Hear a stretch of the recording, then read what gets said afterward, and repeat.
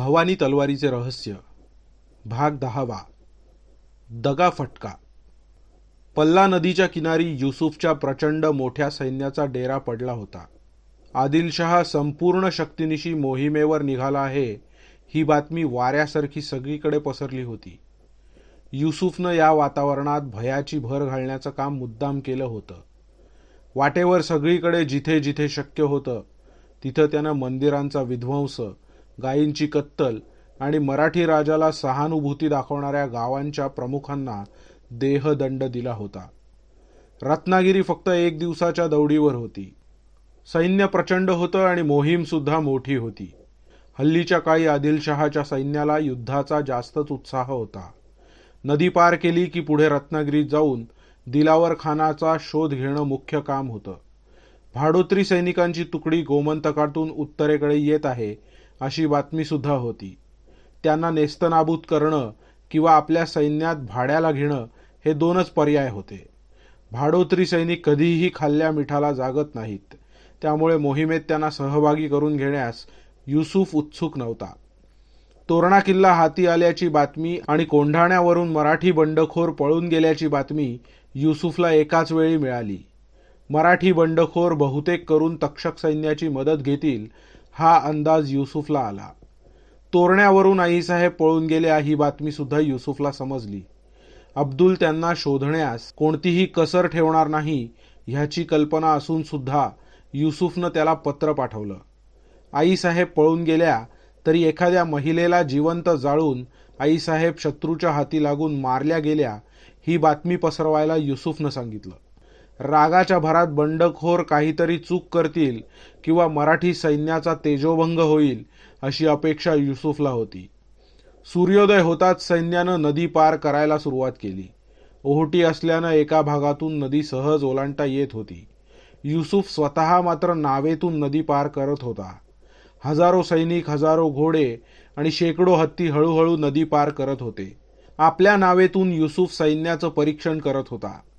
संख्याबळ त्याच्या बाजूनं होतंच, पण सारं सैन्य प्रशिक्षित सुद्धा होतं. आपल्या आयुष्यातील ही कदाचित शेवटचीच मोहीम असेल असं युसुफला मनात वाटलं. दिवा जसा मोठा होऊन मालवतो तशाच प्रकारे आदिलशाही सुद्धा अस्त पावत आहे असं त्याला मनातून वाटत होतं. युसुफला आपले युद्ध अभ्यासाचे धडे आठवले. शत्रू बलवान असला तर युद्ध टाळण्यात हुशारी असते, पण समजा शत्रूला सामोरं जाण्याची वेळ आली तर शत्रू कितीही बलवान असला तरी त्याला उत्सुकतेनं सामोरं गेलं पाहिजे. तलवार चालवायची नसेल तर तिला म्यानातून बाहेर सुद्धा काढायची नसते हा युसुफच्या शिक्षकांचा नियम होता. आज प्रचंड मोठं सैन्य जरी बरोबर असलं तरी युद्धाला जायची ती उत्सुकता युसुफच्या मनात नव्हती. कदाचित आपलं वय झालं असेल असं युसुफला वाटलं. तो जेव्हा 20 वर्षाचा होता तेव्हा बहुतेक वेळ घोड्यावरच घालवायचा. शिकार आणि लढाई ह्यातच त्याचं यौवन गेलं होतं. आता कदाचित रक्तात ती गरमी उरली नसेल. ह्या मोहिमेनंतर युद्धातून निवृत्ती घ्यावी असा सुद्धा विचार त्याच्या मनात आला. हुजूर, एक खबर आहे. युसुफचा अंगरक्षक नावेच्या मजल्यावर आला. नावेवर खबर कशी काय आली सय्यद? युसुफनं आश्चर्यानं विचारलं. सय्यदनं दूरवर बोट दाखवलं. एक सैनिक पोहून पत्र घेऊन आला होता. युसुफनं पत्र हाती घेतलं. तांब्याच्या डबीत कपड्यावर लिहिलेलं पत्र अजिबात भिजलं नव्हतं. युसुफनं खिशातून एक मुद्रा काढून सैनिकाकडे फेकली. पत्र वाचता वाचता युसुफ अत्यंत गंभीर झाला. त्याच्या चेहऱ्यावरचे भाव इतके बदलले की सय्यद सुद्धा चिंतित झाला. हुजूर, काही चिंतेचं कारण आहे का? सय्यदनं विचारलं. पण युसुफ काहीच बोलला नाही. तो सैनिक कुठे आहे? युसुफनं विचारलं. सय्यदनं इशारा केला आणि युसुफच्या सैनिकांनी पत्र घेऊन आलेल्या सैनिकाला युसुफ पुढे हजर केलं. युसुफनं सय्यदच्या कानात काहीतरी कुजबूज केली. सय्यदनं मान हलवली. सय्यदनं आपल्या कमरेची कट्यार काढली आणि संदेश घेऊन आलेल्या सैनिकाच्या हृदयात घुसवली. असा आवाज त्याच्या तोंडातून बाहेर आला, पण दुसऱ्या सैनिकानं तो आवाज बाहेर पडू दिला नाही. सैनिकांनी त्याचं शव नदीत फेकून दिलं. युसुफचं मन उद्विग्न झालं होतं, पण बोलून दाखवण्यासाठी अब्दुल इथे नव्हता. नदीच्या पैलतीरी पोचतात त्याला लवकर साऱ्या स्थितीचा ताबा घ्यायचा होता. काही मिनिटातच युसुफची नाव पैलतीरावर पोचली. सय्यद युसुफचा खास अंगरक्षक होता. इतके प्रचंड सैन्य घेऊन जाताना कधीकधी आतूनच दगाबाजी व्हायचा धोका मोठा असतो. त्यात मुसलमान सैनिकांमध्ये अनेक कारणानं अगोदरच दुही असतेच. त्यासाठी एक चांगला सेनापती आपल्याच सैन्यात अनेक गुप्तहेर ठेवतो. कुठला सरदार काय बोलत आहे, कुणाच्या मनात दगा आहे, याची सारी बित्तम बातमी सेनापतीला असायला हवी. युसुफने आपले हेर आधीच पेरून ठेवले होते. आता त्यांना वापरायची वेळ आली होती. पहिल्या तीरावर पोहोचताच युसुफनं साऱ्या सरदारांना डेरा न टाकता पुढे चालायचा हुकूम केला. फक्त आपल्या घोडेस्वारांना तेवढं मागे ठेवलं. तक्षक सेनेला गाठून त्यांचा पूर्ण बिमोड करण्याची जबाबदारी युसुफनं सरदार आफताब खानवर सोपवली. आफताब खान अनुभवी योद्धा होता. घोडदळ आणि पायदळ बरोबर घेऊन युद्ध करण्याचा त्याचा अनुभव जबरदस्त होता. युसुफच्या निर्णयानं साऱ्या सैन्यात जोश पसरला. इतके दिवस पायपीट करून शेवटी त्यांना रक्त सांडण्याची संधी मिळत होती. सारे सरदार युद्धाच्या तयारीत असताना युसुफनं 60 घोडेस्वारांची एक तुकडी मात्र मागे पाठवली. संपूर्ण जंगल फिरा. बिजापूरमधून कोणीही संदेश घेऊन आला असेल तर त्याला वाटेत पकडून तात्काळ मारून टाका. संदेश इथवर घेऊन या. कुणालाही या आदेशाचा पत्ता लागता कामा नये हे बघा. त्याचप्रमाणे माझी मुद्रा असलेला संदेश सोडून कुठलाही संदेश इथून बाहेर जाता कामा नये. इथे कसूर म्हणजे माझा जीव जाईल हे लक्षात ठेवा. युसुफचा आदेश चमत्कारिक होता तरी त्याचे सैनिक मात्र 100% विश्वासू होते. 60 स्वारांची तुकडी तात्काळ मागे फिरली. सकाळी उजाडलं तसं सैन्यानं छावणी टाकली. तक्षक सैन्य अवघे 20 कोस अंतरावर आहे आणि मराठी सैन्य 200 कोसावर आहे ही बातमी टेहाळणी स्वारांनी आणली होती. आफताब खान काही तास विश्रांती घेऊन तक्षक सैन्यावर चाल करणार होता. युसुफ खान 5000 स्वारांनिशी नंतर माघाहून येणार होता. युसुफनं सूर्योदयाच्या किरणात पुन्हा ते पत्र बाहेर काढलं.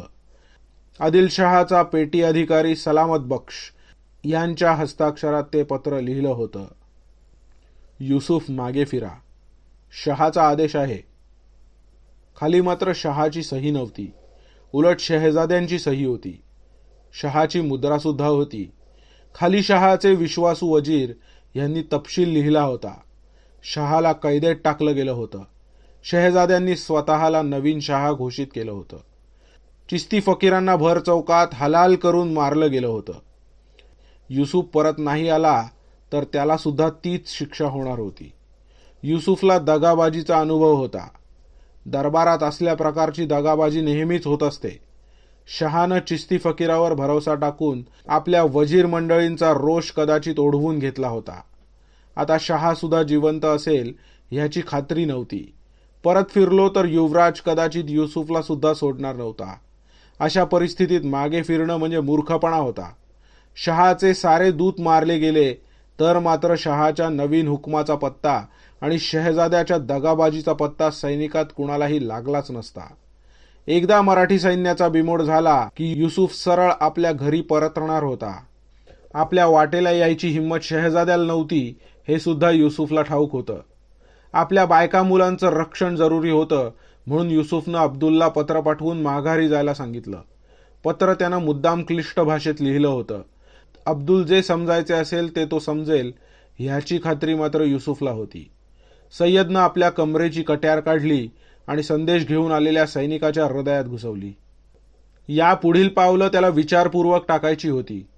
तक्षक सेनेला नेस्तनाबूत करणं मुश्किल नव्हतं कारण युसुफजवळ संख्याबळ होतं. ते काम पार पाडलं की सर्व सैन्याला घेऊन मराठी सैन्याला भिडायचं होतं. मराठी सैन्याची ताकद आणखीन कमी होती. एकदा का मराठी राजा मारला गेला की कोंढाणा युद्ध न करता शरणागती पत्करेल. युसुफचं घोडदळ त्यानंतर प्रचंड वेगानं आपल्या मुलखात जाऊन बसेल. शहजाद्याला जर अक्कल असेल तर तो युसुफ बरोबर हिताचेच संबंध ठेवेल. ह्या 2 युद्धांनंतर इतर सरदार मंडळीत पुन्हा विनाकारण युद्ध करण्याची हौस सुद्धा नसेल. त्यानंतर कदाचित राजकीय मार्गानं शहाला कैदेतून बाहेर काढण्याचा प्रयत्न केला जाऊ शकतो. पण सध्या जर माघार घेतली तर मराठी राज्याला आणखीनच बळ प्राप्त होईल आणि पुन्हा इतकी मोठी मोहीम हाती घ्यायची ताकद आदिलशाहीमध्ये नव्हती. काफिरांच्या भाषेत तक्षक म्हणजे साप हे युसुफला माहीत होतं. आधी जे भास झाले होते त्यात सुद्धा साप होता, पण हा साप आता त्याच्या सैन्यापुढे ठेचला जाणार होता.